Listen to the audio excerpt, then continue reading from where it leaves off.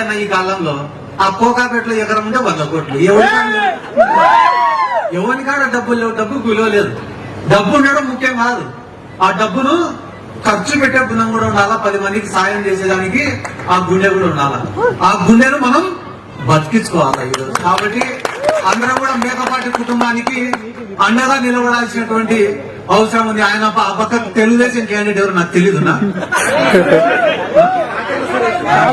మీరు అనుకోకండి, నువ్వు ఒక పేరు చెప్తాను కానీ ఆడ టికెట్ ఇచ్చేంత వరకు నమ్మకంలో ఎవరికి పొత్తుల భాగంలో పోయినా పోతాయి. ఆయన ఎవరు అమెరికా నుంచి వచ్చినాడని ఇప్పుడే చెప్తున్నారు.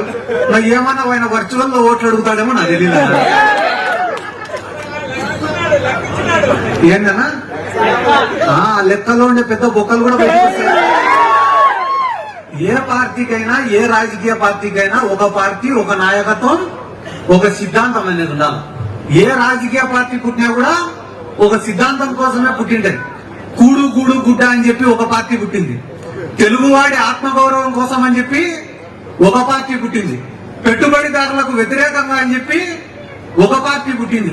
సమసమాజ స్థాపన అని చెప్పి ఒక పార్టీ పుట్టింది. వైఎస్ఆర్ ఆశయ సాధన కోసం అని చెప్పి ఒక పార్టీ పుట్టింది. తెలంగాణ రాష్ట్రాన్ని సాధించడమే ధ్యేయం అని చెప్పి ఒక పార్టీ పుట్టింది. ఏ సిద్ధాంతం లేని పార్టీ కూడా ఒకటి ఉంది, అది జనసేన పార్టీ. చంద్రబాబు నాయుడు ముఖ్యమంత్రి చేసేదానికి పుట్టిన పార్టీ చంద్రబాబు ఇంటికి పెట్టుకునే పార్టీ.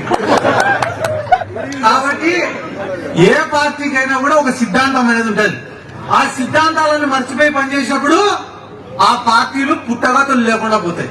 ఈరోజు చంద్రబాబు నాయుడు కలుస్తాడో తెలీదు, ఎందుకు బీజేపీతో కలుస్తాడో తెలీదు, ఎందుకు జనసేనతో కలుస్తాడో తెలీదు. ఒకరోజేమో పోయి కాంగ్రెస్ ని సంకెత్తుతాడు, ఒకరోజేమో బీజేపీ సంకెత్తుతాడు. 2 సంఘాలు ఖాళీ లేవని ఇప్పుడు పోయి పవన్ కళ్యాణ్ నెత్తి మీద వస్తున్నాయి. ఆ పవన్ కళ్యాణ్ ఎందుకు ఊగిపోయి మాట్లాడతాడో నాకు అర్థం కాదు. నేను ఇప్పుడు ఒక 5 నిమిషాల నుంచి మాట్లాడతాను, మత్సంగా మాట్లాడతాను, నిలబడుతాను. ఏం వాళ్ళందరూ నా మాట వినడం లేదా? ఎవరి పక్క ఉండేటోళ్ళు నవ్వుకోవడం లేదా? ఎవరి మాట వాళ్ళది. ఆ మూల పోతాడు, ఈ మూల పోతాడు.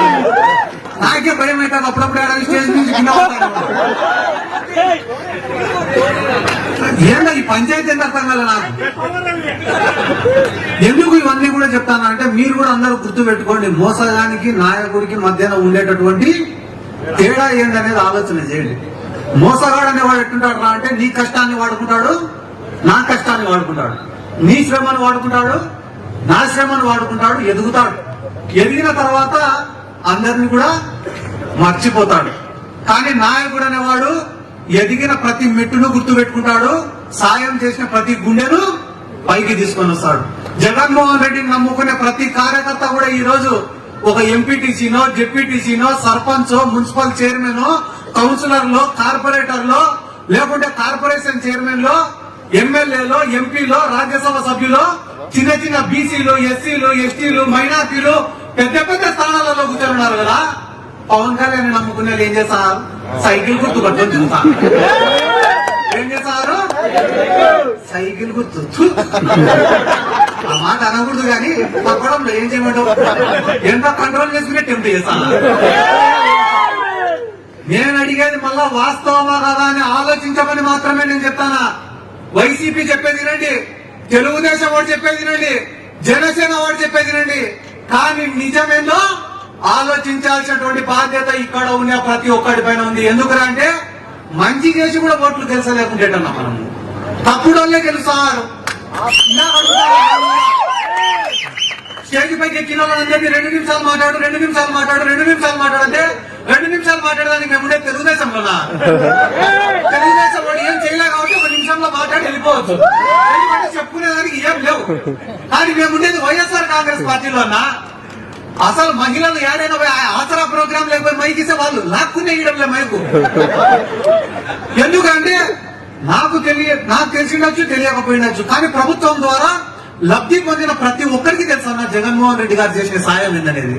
2,50,000 కోట్ల రూపాయలు ప్రజలకు ఇచ్చిన జగన్మోహన్ రెడ్డి గెలిచకుంటే ఏం చేశాడని గెలిచాడు సార్ చంద్రబాబు నాయుడు? ఏం చేశాడు చంద్రబాబు నాయుడు?